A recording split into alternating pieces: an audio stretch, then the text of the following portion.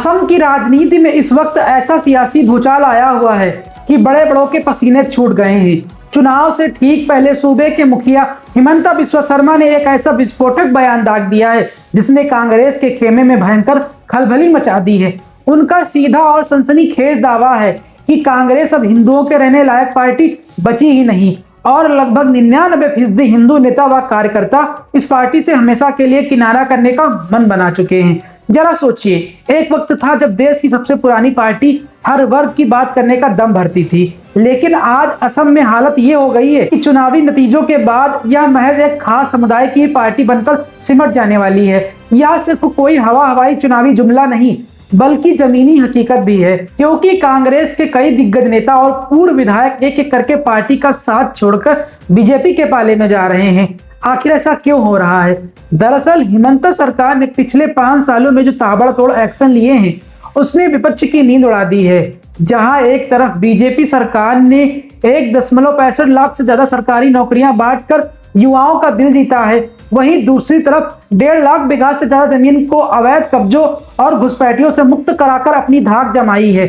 जब हिमंता सरकार ने बांग्लादेशी घुसपैठियों और मियां समुदाय के अवैध कब्जों पर सख्त कार्रवाई करती है तो कांग्रेस इसे ध्रुवीकरण का चश्मा पहनाकर खारिज करने की कोशिश में लग जाती है, जबकि असम की जनता इसे अपनी संस्कृति, जमीन और पहचान की रक्षा के रूप में देख रही है। कांग्रेस ने जिस तरह से हिंदू हितों से मुंह मोड़कर सिर्फ एक विशेष वर्ग के तुष्टीकरण की राह पकड़ी है, उसी का नतीजा है कि हिंदू वोटर अब खुद को वहां पूरी तरह से ठगा हुआ महसूस कर रहा है। मुख्यमंत्री ने तो यहां तक साफ कर दिया है कि आने वाले 5 सालों में 5 लाख बीघा जमीन और खाली कराई जाएगी, जो सीधे तौर पर मूल निवासियों को उनका हक दिलाने की एक बहुत ही बड़ी मुहिम है। ऐसे में कांग्रेस के पास ना तो कोई ठोस जवाब है और ना ही कोई विजन, बस उसके नेता पुरानी यादों और खोखले वादों के सहारे सत्ता के ख्वाब देख रहे हैं।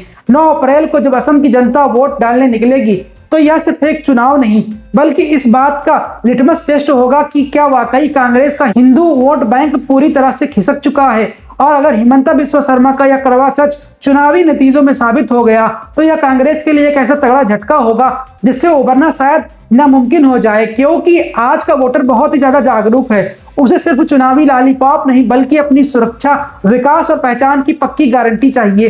तो दोस्तों, इस पूरी सियासी उठापटक और कांग्रेस के सिमटते जनाधार पर आपकी क्या राय है? क्या सच में देश की सबसे पुरानी पार्टी अब सिर्फ एक समुदाय तक ही सीमित होकर रह गई है, या ये सिर्फ एक चुनावी दांव है? अपने विचार और तीखे कमेंट्स हमें लिखकर जरूर बताएं और इस चुनावी घमासान की हर अपडेट के लिए हमारे साथ बने रहें और फॉलो कर लें।